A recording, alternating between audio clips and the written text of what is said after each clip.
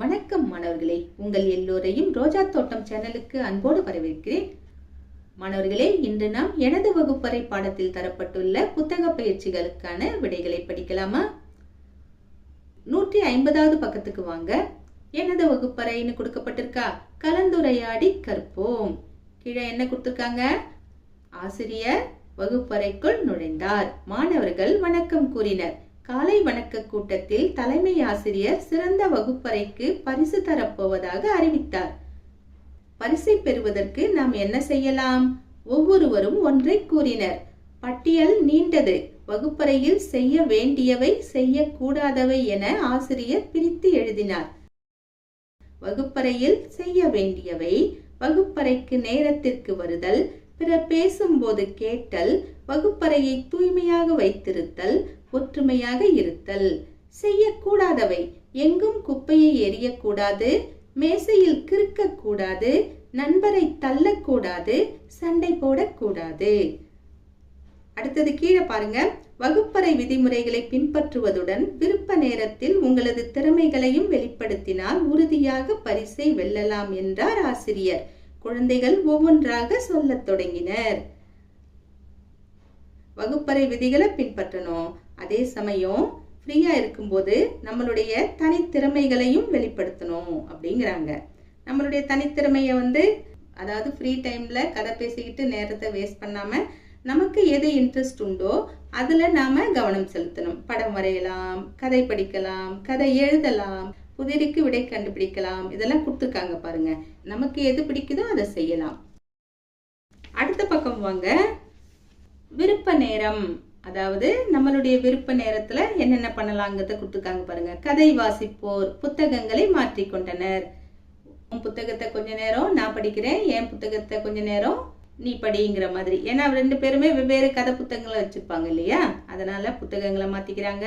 அதுக்கடுத்து வரைவோர் வண்ணங்களை மாற்றிக்கொண்டனர். அதுக்கப்புறம் பாருங்க, குழந்தைகள் அங்கும் இங்கும் நடந்தார்கள், ஆனாலும் வகுப்பு அமைதியாக இருந்தது. அதுக்கப்புறம் ஆசிரியர் மகிழ்ந்தார், புது முயற்சி வெற்றி பெற்றது. இனி வாரத்தில் 1 மணி நேரம் குழந்தைகளின் விருப்ப நேரம். உங்களுக்கு தெரியுமா? கலை திருவிழா போட்டிகளில் மாநில அளவில் வெற்றி பெற்றால் கலையரசன் கலையரசி என பட்டம் பெறலாம். மாநில அளவுல நடக்கிற காம்படிஷன்ல நம்ம கலை திருவிழா போட்டியில கலந்துகிட்டு வெற்றி பெற்றோம்னா நமக்கு கலையரசன்ற பட்டம் கொடுப்பாங்க, கலையரசிங்கிற பட்டத்தை கொடுப்பாங்க. இதை நீங்க தெரிஞ்சு வச்சுக்கோங்க. நீங்க வளர வளர இந்த மாதிரியான போட்டிகள்ல கலந்துகிட்டு இந்த பட்டத்தை பெறணும். அதுக்கு கீழே பாருங்க, உங்களுக்கான விருப்ப நேரத்தில் என்ன செய்வீர்கள்னு போட்டு குட்டி குட்டி படம் கொடுத்துருக்காங்க பாருங்க, பிளாக் அண்ட் ஒயிட்ல. இங்க பாருங்க, ட்ரம்ஸ் வாசிக்கிறாங்க, பெயிண்டிங் அடிக்கிறாங்க, பால் விளையாடுறாங்க. நிறைய தனித்திறமைகளை வெளிப்படுத்துற மாதிரி படங்கள் கொடுத்துருக்காங்க பாருங்க.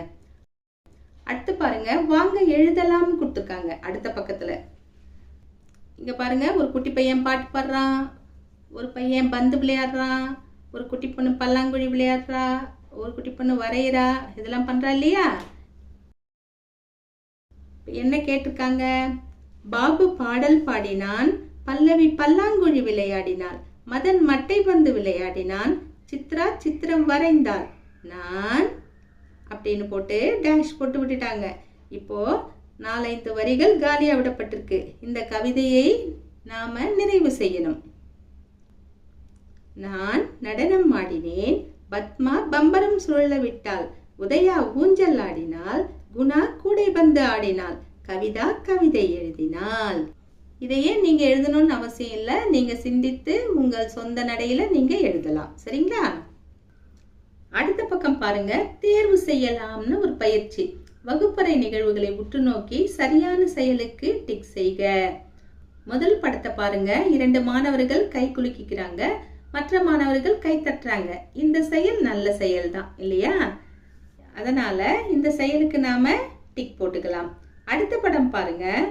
ஒரே அமக்களமா இருக்கு. ஆசிரியர் வகுப்பறையில இல்ல, இதுதான் சாக்குன்னு எல்லாம் அமக்களம் பண்றாங்க. புத்தகத்தை தூக்கி எறிஞ்சிருக்காங்க, அங்கங்க செதறி இருக்கு, பெஞ்ச் மேலெல்லாம் ஏறி நிக்கிறாங்க, கத்துறாங்க, கூப்பாடு போடுறாங்க.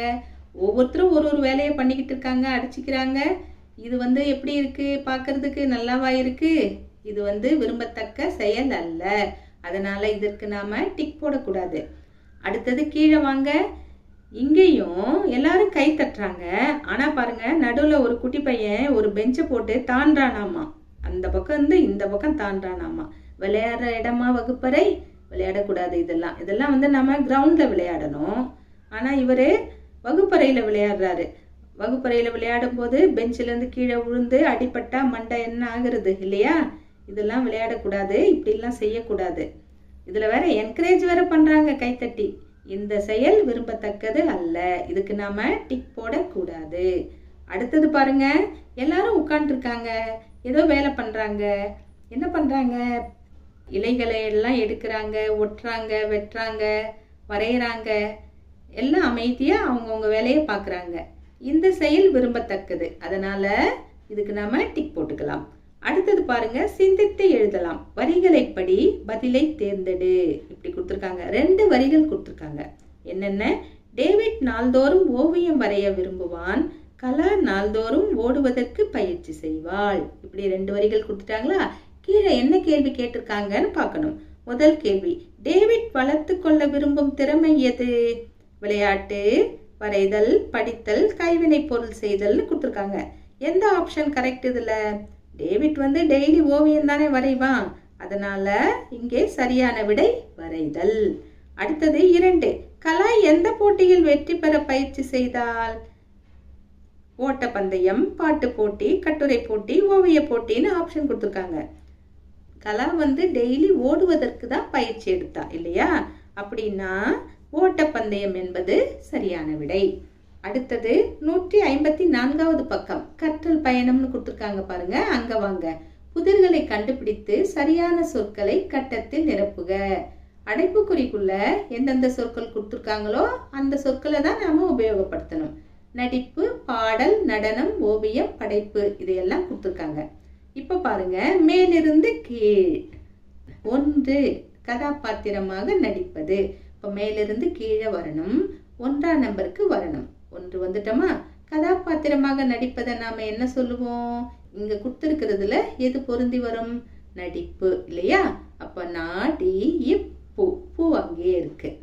அடுத்தது 2, இனிமையான குரலில் பாடுவது. இங்க கொடுத்திருக்கிறதுல எது பொருந்தி வரும்? பாடல் இல்லையா? 2 எங்க இருக்குன்னு பார்க்கணும். அங்க பா அவங்களே கொடுத்துட்டாங்க, டா இல் நாம போட்டுட்டோம், பாடல் வந்துடுச்சா? அடுத்தது 3, படங்கள் வரைவது. மேலிருந்து கீழே 3 எங்க இருக்கு? இதோ இருக்கே, ஓ வி யா இம், இம் அவங்களே கொடுத்துருக்காங்க. சரி, இது முடிஞ்சது. மேலிருந்து கீழ் முடிஞ்சது. அடுத்தது இடமிருந்து வலம். இடமிருந்து வலத்துல 4, இசைக்கு ஏற்ப உடலை அசைத்து ஆடுவது. இதை என்னன்னு சொல்லுவோம் நாம? நடனம் இல்லையா? நடனம்ங்கிற சொல்லு இங்க இருக்கு பாருங்க, கொடுக்கப்பட்டிருக்கிறதுல இருக்கு. நடனம் தான் பொருந்தி வரும். 4 எங்க இருக்கு? இதோ இருக்கு பாருங்க, அங்க நடனம் எழுதிட்டோமா? அடுத்தது 5, புதியதை உருவாக்குவது. எது இங்கே பொருந்தி வரும்? படைப்பு. 5 எங்க இருக்குன்னு பாருங்க, படைப்பை தூக்கி எழுதுங்க. பா, டை அங்கே இருக்கு, இப் பூவும் வந்தாச்சு. படைப்பு போட்டுட்டோமா? இந்த புதிர் இத்தோட முடிஞ்சது. அடுத்தது வாய்மொழி வினா. நீங்கள் வீட்டில் விரும்பி செய்யும் செயல்களை பகிரவும். நாம வீட்டுல நிறைய வேலைகளை விரும்பி செய்வோம். பொருட்களை அடுக்கி வைப்போம், நம்ம பொம்மைகளை தொடச்சி வைப்போம், தோட்டத்துக்கு தண்ணி ஊற்றுவோம், அம்மா அப்பாவுக்கு காய்கறிகள்லாம் கழுவி கொடுப்போம், ஜன்னல் கதவெல்லாம் துடைப்போம், கடைக்கு போயிட்டு வருவோம். இது மாதிரி சில வேலைகள்லாம் செய்வோம் இல்லையா? அதையெல்லாம் வந்து பேச சொல்லியிருக்காங்க. அதற்கடுத்து ஒரு செயல் திட்டம் கொடுத்துருக்காங்க, அதையும் பார்த்துக்கோங்க. அதற்கடுத்து 155வது பக்கத்துக்கு வந்தீங்கன்னா, நானே செய்வேன்னு ஒரு பயிற்சி இருக்கு பாருங்க. நிலாவின் குடும்ப வரைபடத்தை உற்று நோக்கி விடையளிக்க. முன்ன பார்த்தமே அதே மாதிரி தான். இங்க தாத்தா பாட்டி இருக்காங்க. தாத்தா பேரு குமரேசன், பாட்டி பேரு ராணி. இவங்களுக்கு ஒரு பொண்ணு ஒரு பையன். பையன் பேரு விக்ரம், பொண்ணு பேரு குயிலி. விக்ரமுடைய மனைவி கயல், குயிலியுடைய கணவர் புகழ். இப்போ விக்ரம் கயலுக்கு நிலாங்கிற பொண்ணு இருக்காங்க, குயிலி புகழுக்கு அன்பு இனியாங்கிற 2 குழந்தைகள் இருக்காங்க. இப்ப கீழே நம்ம கிட்ட 5 கேள்விகள் கேட்டிருக்காங்க, பாப்போமா? நிலாவின் குடும்ப உறுப்பினர்களின் எண்ணிக்கை டேஷ். எத்தனை பேர் இருக்காங்க? எல்லாரையும் கவுண்ட் பண்ணி அப்படியே எழுத வேண்டியதுதான். எல்லாரையும் கவுண்ட் பண்ணா நமக்கு எத்தனை பேர் வராங்க? 9. எழுதிட்டோமா? அடுத்தது 2. இனியாவின் மாமா மகள் டேஷ். இனியா இருக்காளா? இவளுடைய மாமா யாரு? விக்ரம். விக்ரமுடைய மகள் தான் மாமா மகள். யாரு? நிலா. இனியாவின் மாமா மகள் நிலா. அடுத்தது 3வது கேள்வி. அன்பு குமரேசன் என்பவரின் டேஷ். அன்பு குமரேசன் என்பவரின் பேரன். தாத்தா அங்க இருக்காரு, பேரன் இங்க இருக்காரு. அடுத்தது 4. குயிலி என்பவர் விக்ரம் என்பவரின் டேஷ். குயிலி என்பவர் விக்ரம் என்பவரின் தங்கை. அடுத்தது 5. நிலாவின் அத்தையுடன் பிறந்த சகோதரர் இனியாவிற்கு டேஷ். நிலாவின் அத்தையுடன் பிறந்த சகோதரர் இனியாவிற்கு மாமா. அடுத்தது என்ன சொல்லியிருக்காங்கன்னா, வாய்மொழி வினா. உங்கள் வீட்டில் அனைவரும் பகிர்ந்து செய்யக்கூடிய வேலைகள் எவை? நீங்கள் அவர்களுக்கு எவ்வாறு உதவி செய்வீர்கள் என்பதை கூறவும். வீட்டில் எல்லாரும் பகிர்ந்து செய்யக்கூடிய வேலைகள்லாம் இருக்கும் இல்லையா? அந்த வேலைகள்ல நீங்க எப்படி உதவி செய்வீங்க அப்படிங்கிறத வகுப்பறையில கலந்துரையாட சொல்லியிருக்காங்க. கலந்துரையாடுங்க. மாணவர்களே, இன்று நாம் எனது வகுப்பறை பாடத்தில் கொடுக்கப்பட்ட புத்தக பயிற்சிகளுக்கான விடைகளை பார்த்தோம். நாம் வேறு பாடத்தோடு மீண்டும் சந்திக்கலாம். டாடா, பாய்.